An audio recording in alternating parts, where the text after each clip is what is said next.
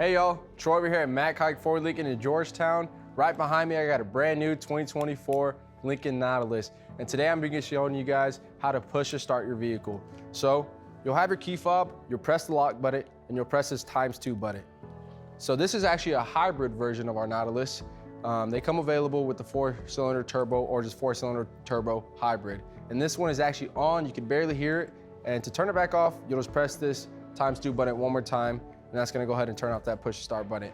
But the key to this push to start is, let's say it's really cold outside, you don't wanna go to your vehicle and it's gonna be too cold to get into. So what you do is, from your house, you'll push to start the vehicle, you'll make sure it gets nice and warm, let it warm up for a good 5 minutes, and by the time you get in there, it's gonna be nice and warm for you and your family. And again, my name is Troy Quiroz over here at Haik Ford Lincoln in Georgetown. Do not hesitate to reach out if you guys have any questions on your Lincoln Nautilus. We're not just here for the sale, but we're here even after, and we're here to serve you and your family at the highest level. Again, my number is 512-767-2541. So if you have any questions, give us a call. I got your back for life.